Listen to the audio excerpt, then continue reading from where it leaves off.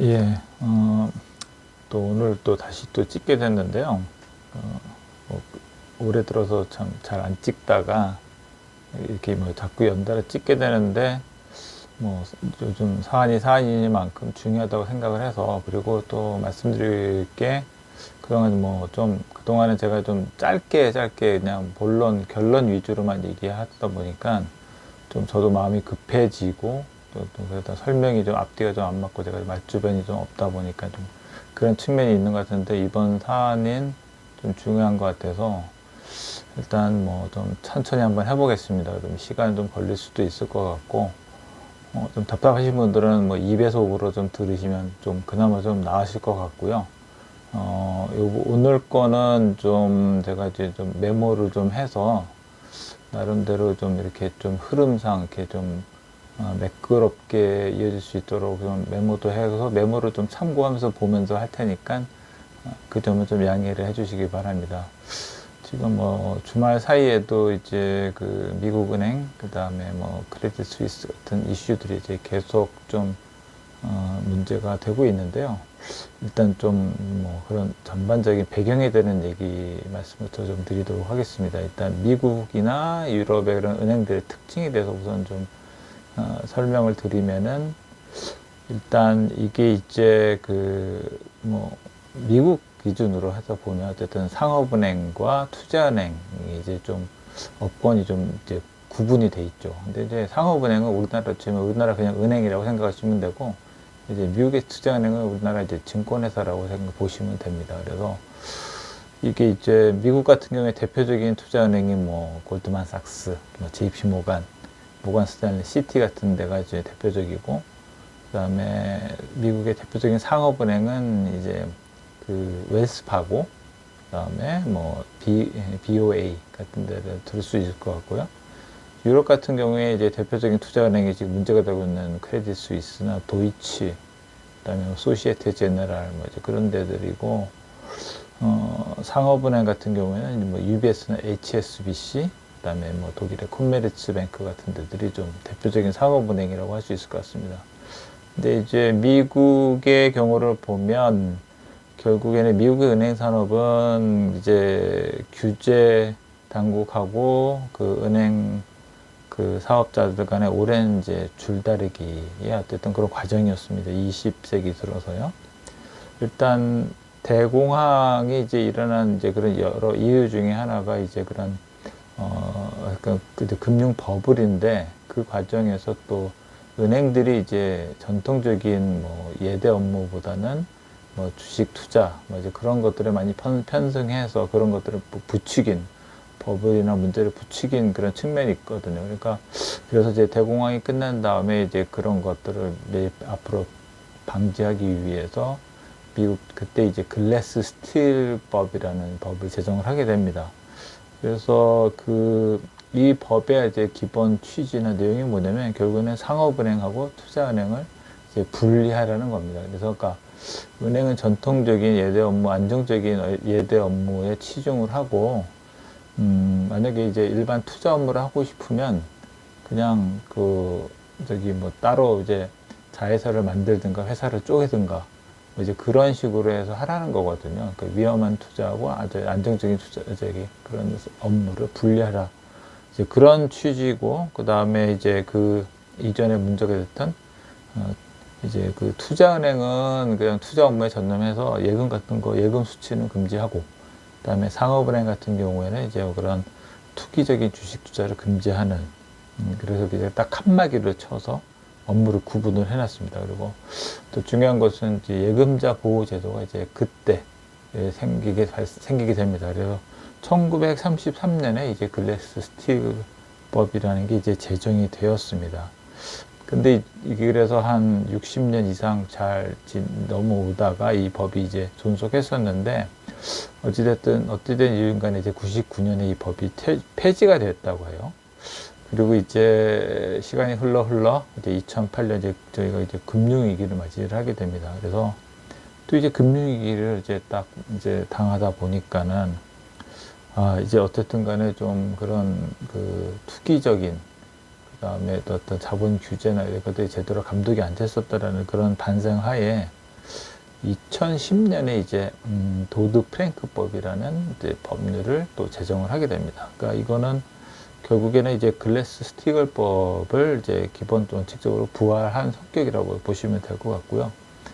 은행들 너희가 이제 일반 투자 업무를 하려면은 뭐 별도 자회사를 설립해서 하거나 아니면은 이제 뭐 자기 자본으로 한 투자 한도 같은 것들을 제한을 해서 이런 금융위기가 재발되지 않기 이제 그런 거 좀 그런 거 정비하는 차원이었습니다. 그리고 또 중요한 거는 이때 어떤 내용이 이제 새로 들어오냐면은 이제 그 금융위기 때 이제 리만 브라더스는 이제 거대 금융기관들이 넘어가면서 이러다가 이제 시스템적으로 시스템이 붕괴되는 큰 이제 은행들이 대마가 이제 쓰러지면 시스템에 충격을 줄 수 있으니까 이제 아주 큰 초대형 은행들 이제 소위 말하는 시스템적으로 중요한 금융기관에 대해서 얘네들은 특별히 따로 관리를 해야겠다.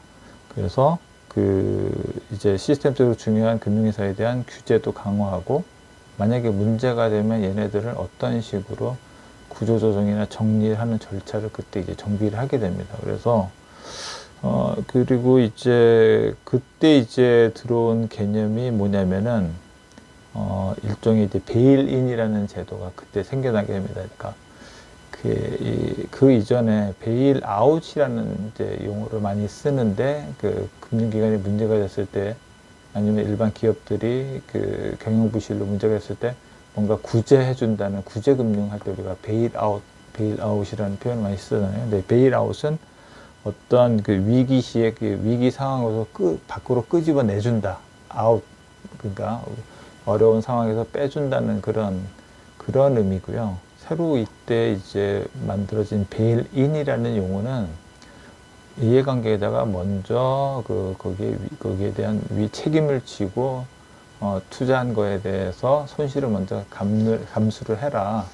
그러니까 시스템적으로 중요하니까 공적 자금을 투입을 하기는 하되 이제 이해관계자들이 먼저 손실 분담을 한 다음에 공적 자금을 넣을 수 있다. 국민의 세금을 넣을 수 있다라는 그런 개념이 이제 도입이 됩니다. 상당히 좀 물론 상당히 좀 이렇게 진일보한 개념이긴 한데 이게 또 좀 약간 그 이후에 좀 변질이 됩니다. 처음에 그래서 원래는 한 그 자산 기준으로 500억 이상인 은행이 이제 그런 시스템적으로 관리가 되는 그 기준이었는데 나중에 뭐 트럼프 대통령 때 그게 2,500억 달러로 이제 상향이 돼버리죠. 그래서 그 사이에 있었던 은행들이 이제 그 규제를 피해 나가게 되는 그런 상황이 됐고, 결국에는 이게 이제 지금 와서 그런 지금, 실리콘밸리 은행이라든가, 이번에 또 파산한 이제 뭐 시그너처, 실버게이트, 그런 이제 그 규모들 보면은 한 자산 규모가 한 2천억 불 정도 내외가 되거든요. 그리고 지금 가장 문제가 되고 있는 퍼스트 리퍼블릭이라는 데도 자산이 한 그 정도 됩니다. 그래서 이런 그때 이제 기준을 너무 상향을 해줬으니까 이런 그 금융기관들이 규제를 피해서 규제 사각지대에서 문제를 키워온 거 아니냐라는 그런 비난을 일으키는 그런 또 원인이 됐습니다. 어찌됐든 간에 이제 그렇고요. 그런 이제 그 과거 결국에는 규제와 그 규제를 피해가려는 이제 사업자 간에 결국은 계속 줄다리기가 계속되고, 그게 아직 현재도 지금 계속되고 있는 그런 과정이라고 좀 보여지고요. 그리고 요번에 이제, 저희가 또 특징에 보면은, 우리나라는 이제 은행 하면은 보통 그냥 그 수익이나 자산 구조가 거의 유사하잖아요. 시중은행, 지방은행. 근데 이제 미국이나 유럽은 그 은행별로 사업 모델이 아주 각양각색입니다. 뭐 상업은행, 투자은행 그런 구분도 있지만, 뭐 실리콘밸리처럼 스타트업 특화, 아니면은 뭐 부동산 특화, 아니면은 일반 뭐 은행별로 자기가 스페셜티가 아주 그 틈새 시장을 다 각각 찾아서 하는 뭐 아주 대형이야 뭐 다 알겠지만 뭐 은행이 수천 개가 되고 하니까, 그리고 사업하는 용의도 아주 다양합니다. 그래서 그 어떤 문제가 발생을 하면 그 문제의 원인이 뭐 동일한 그런 거에서 오는 건 아니고 그 은행만의 그의 개별적인 고유의 어쨌든 그런 문제 때문에 발생하는 걸로 봐야 되는 또 그런 측면이 좀 있습니다. 그래서 최근에 왜 이 말씀을 드리냐면은 이제 실리콘밸리 은행 얘기 나오고 뭐 채권을 많이 먹을 채권 평가손이 있었고, 그다음에 또 미 은행권 전체적으로 해서 보유하고 있는 채권의 평가손이 미실현 손실로 뭐 이렇게 많이 잠재적으로 있다라고 계속 얘기가 나오니까, 이번에 문제는 그 채권 평가 손실 때문에 이제 이 미국의 은행들이 문제가 부실화됐다라고 이제 그렇게 좀 비춰지는 측면이 있어서 말씀을 드리는 거예요. 그건 절대 아닙니다.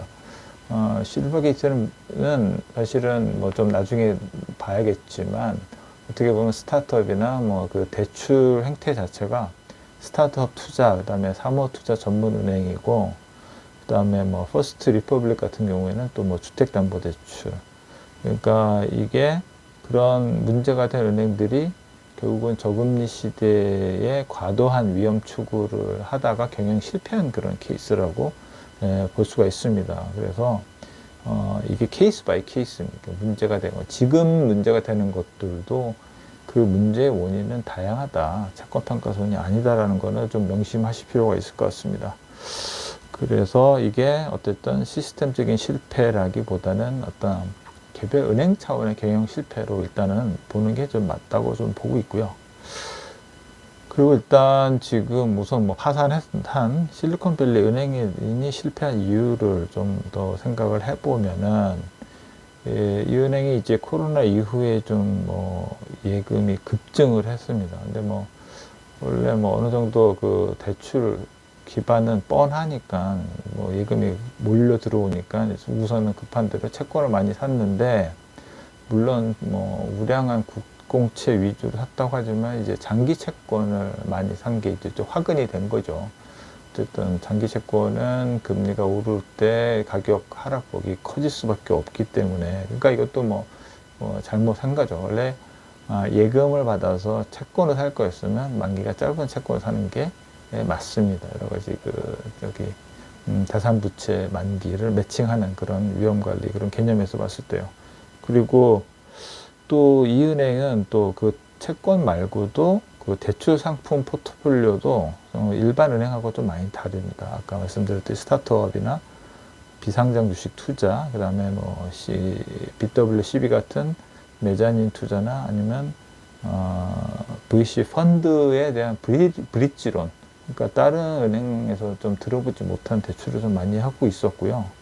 그러니까 이게 이제 보통 우리가 은행하면 대출이 기업의 이제 일반적인 운영자금이나 설비 투자 대출을 하는 게 아니고, 이 회사는 약간 투자 성격이었던 거예요. 약간 투자은행 성격이었죠. 그러니까 좀 냄새가 나는 겁니다. 그리고 그렇게 해서 그 실패가 그런 신뢰를 이제 잃어서 뱅크런이 나서 이제 실패했다고 보여지고, 크레딧 스위스의 실패 이유는 사실은 뭐 크레딧 스위스에 이 얘기가 나온 지가 좀 꽤 됩니다.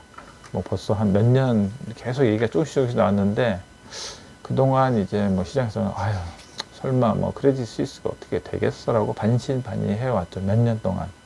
근데 이제 자본시장의 평가는 좀 그동안 냉정했었던 것 같고요. 제가 자료를 하나 좀 보여드리면은, 여기서 이렇게 보시면은, 여기서 이렇게 그 빨간 게 이제 그 크레딧 스위스 그 위에 있는 선들은 다른 은행들이나 뭐 UBS 같은 데고, 크레딧 스위스는 지금 2008년에 비해서 주가가 한 그 5분의 1 토막이 나 있는 상태입니다. 그리고 그 이전부터도 주가는 뭐 거의 2000년대 들어서 금융위기 전을 빼고는 그 주가는 계속 하락 추세였고요. 그리고 또 하나 자료를 보여드리면은, 이미 이게 분기별로 그 자금의 그 인출 현황인데요. 맨 그 오른쪽에 작년 4분기에 그 고객 자금이 대거 한 스위스 프랑으로 한 1000억 프랑 이상 자금이 이제 이미 인출이 되어 나갔습니다. 그래서 또 자본시장에서는 이미 이게 어떻게 보면은 거의 이제 쉽지 않다라는 거를 반영하고 있었던 걸로 보고 있고요. 그리고 지금 크레딧 스위스는 일단 아까 말씀드렸듯이 투자은행 성격인데 그동안 좀 다양한 투자 실패 사례가 있었죠. 사기 피해도 받고 부실 투자도 좀 많았고 그러다가 이제 또 아주 최근에는 작년 결산 그 회계 감사하는데 뭐 회계 그 감사법 회계법인에서 의견에 대해서 위보하고 그러면서 아, 뭔가 문제가 있나 보다라고 사람들이 이제 좀 그러다가 이제 미국 은행 사태가 불똥이 확 튀면서 쐐기를 박는 그런 양상입니다. 그래서 그리고 위에서는 어쨌든 간에 뭐 그동안 안 좋은 건 알고 있었지만 좀 시간을 두고 자본시장에서는 좀 연명 치료를 해온 게 아닌가라는 그런 좀 생각도 좀 듭니다. 어쨌든 그런 상황이고요. 그래서 지난주에 좀 워낙 급박하게 진행이 됐죠. 근데 이제 지난주 후반 이후에 이제 전개 상황을 좀 우선 말씀을 드리면 미국에 이제 그 퍼스트 리퍼블릭이라는 여기서 자금 인출 압박을 받고 있는데 여기서 이제 그 연준하고 JP모건이 주도를 해가지고 주요 이제 대형 은행들이 그 집단 이제 그 유동성 대출을 이제 집단 대출을 이제 뭐 모아 좀 주선을 해서 한 300억 불 지원을 한다고 발표를 해서 반짝 좀 좋아졌어요. 근데 이제 이 회사는 작년 말 기준으로 예금이 한 1,760억 달러 되는데요. 그 중에 한 3분의 2 정도인 1,200억 달러 정도가 예금자 보호 한도를 이제 초과하는 거액 예금입니다. 그래서 근데 아마 지난주에 이제 연준에서 단기 자금 그 채권 담보로 해서 단기 자금 채권이나 여전 담보로 해서 대출을 해준 것들이 정확하게 파악 안 되는 게 이 은행이 차입한 게 한 1,000억 이상 되는 걸로 대충 추정이 됩니다. 그래서 뭐 300억 정도 그걸로는 좀 뭐 많이 모자라는 그런 상황이고 일단 뭐 소문이 났기 때문에 거의 지금 대부분 그 예금 보장한도 소가는 거액 예금은 다 인출 요청이 일어난 것 같습니다. 그리고 시장의 반응은 어쨌든 간에 좀 싸늘하고요. 크레딧 스위스는 작년 말 기준으로 이제 자산이 한 7천억 스위스 프랑 정도 되는데 스위스 중앙은행에서 뭐 유동성 한 540억 달러 지원해 준다고 수요 저녁에 발표를 했죠. 근데 뭐 아까 말씀드렸듯이 작년 4분기에만 한 1,000억 프랑 이상 자금이 유출이 되고 최근에는 사실은 뭐 거의 가속화됐겠죠. 자금 인출이 540억 프랑 가지고는 어디 코에 붙이기 좀 쉽지 않고 그다음에 그래서 지금 이 두 회사 모두 어떻게 보면 상황 자체는 좀 총각을 다투는 절체절명의 그런 상황으로 좀 보여집니다. 그래서 근데 일단 그 지금 좀 의문이 드는 게 이제 정부나 이제 중앙은행이 정책적인 당국에서 지원을 어쨌든 한다고 했잖아요. 근데 안정되지 않는 이유가 뭘까요? 그게 상당히 중요합니다. 이제 일단은 사실 투자자나 예금자들의 이제 불안 심리를 완만 그게 일단 내 돈이 들어가 있다고 생각을 하면 불안하죠. 일단 빼고 싶은 게 이제 사람 심리고요. 그리고 예금이 보장이 된다고 뭐 다 그게 끝나는 건 아니죠. 중요한 거는 내가 원할 수 있을 때 돈을 뺄 수 있는 게 이제 중요하기 때문에 일단 소문나면 거기서 일단은 빼고 싶은 거고요. 그렇기 때문에 참 신뢰가 한번 깨지면 금융기관이 치명적이라고 할 수 있는 거죠. 그리고 이제 지금 예금자 무제한 한도 없이 그것도 보니까 지금 지난번 2개 파산된 은행에 대해서만 해당이 되는 것 같아요. 25만 불 이상에 대해서 그쪽에 대해서 보장해 주는 거는. 그리고 기타 은행 같은 경우는 이번에 이제 연준에서 새로운 이제 유동성 지원 프로그램을 만들어 가지고 보유 채권이 만약에 같은 게 있으면 일단은 평가손 말고 그냥 액면가로 담보를 인정해서 담보 대출을 해주겠다라는 거기 때문에 어쨌든 이게 좀 내가 담보를 내놓을 수 있는 것들이 있어야 어려움에 빠진 은행들은 지금 긴급한 대출 창구를 이용을 할 수가 있는데 그런 거에 대한 것들도 좀 불안합니다. 그 다음에 두 번째는 우선 일반 대중들의 이제 정책 당국에 대한 불신이 딱 깔려 있는 거죠. 그러니까 그동안 사실 생각하지 않았던 그런 분야에서 자꾸 문제가 발생하고 있잖아요. 우리가 스타트업 관련 대출은행이 이렇게 문제가 되리라고 이렇게 뭐 생각을 하기 좀 어려웠죠. 그 이전에는. 그 다음에 그러니까 뭐 그동안에 이제 감독 당국이 제대로 뭐 규제를 하지 않았으면 또 어디에 뭔가 문제가, 그 다음은 타자는 뭐냐, 어디서 이게 두더지가 튀어나올 거냐에 대한 그런 불신이 이제 있는 거고요. 그 다음에 이게 또 그 정책 당국이 좀 지금 모로 해저드에 대한 부담 때문에 이 정책을 계속 일관성 있게 유지해지 이에 대한 또 의구심도 있는 것 같습니다. 그래서 특히나 이제 실리콘밸리 같은 경우에는 예금자 이제 전액 보장해 주는 거 두고 이거는 뭐 돈 많은 벤처기업가들을 살려준 특혜를 준 거 아니냐, 이제 뭐 그런 또 비난 소지도 있고요.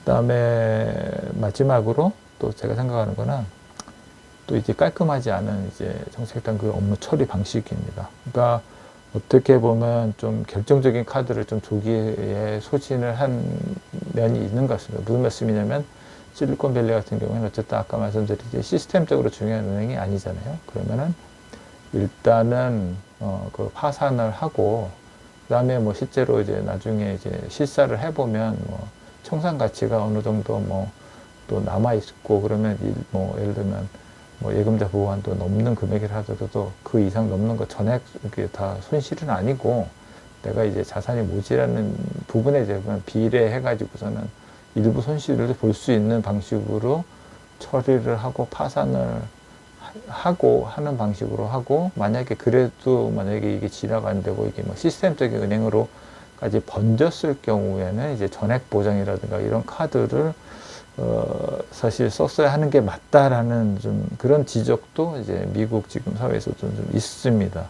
그래서 이러한 부분에 대해서 여러 가지 어쨌든 뭐 불신과 그 다음에 어쨌든 그런 것들이 좀 작용을 하고 있기 때문에 이게 잘 안 맥히는 거죠.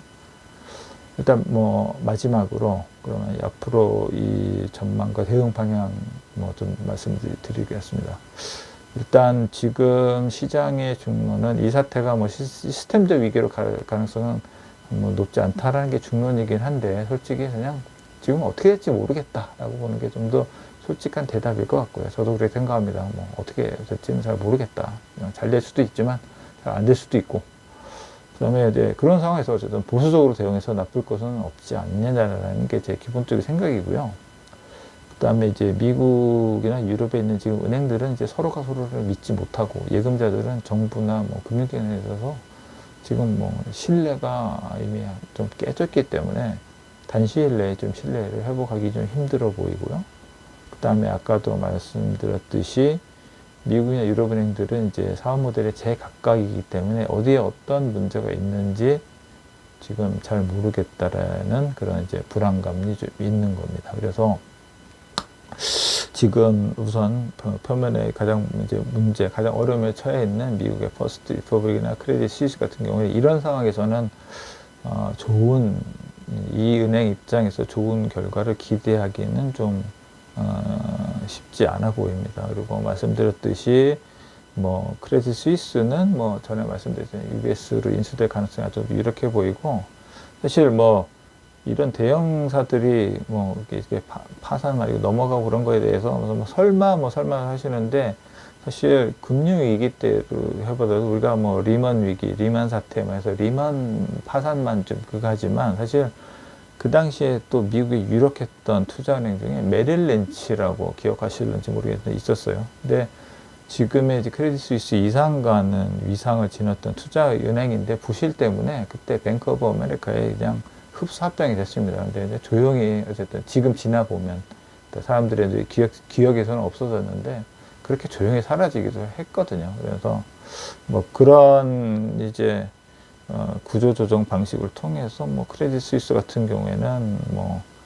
그렇게 충격도 아니고 그렇게 그런 식으로 조정이 되면 차라리 이미 다 자본시장 참가자들은 많이 인지를 하고 있었기 때문에 이참에 어떻게 보면 그렇게 빨리 어쨌든 간에 그런 수준을 밟는 게 더 시장 안정 차원에서는 도움이 될 수 있을 것 같고, 뭐 퍼스트 리퍼블릭은 어쨌든 간에 뭐 그렇게 큰 대형은 아니니까 뭐 잘 모르겠습니다만, 어쨌든 얘도 쉽지 않고, 그러면 이제 이게 어떤 식으로 타 은행들에게 그런 것들이 점점돼 나갈지는 좀 더 지켜봐야 될 것 같습니다. 오늘은 일단 이 정도까지 말씀을 드리도록 하고요.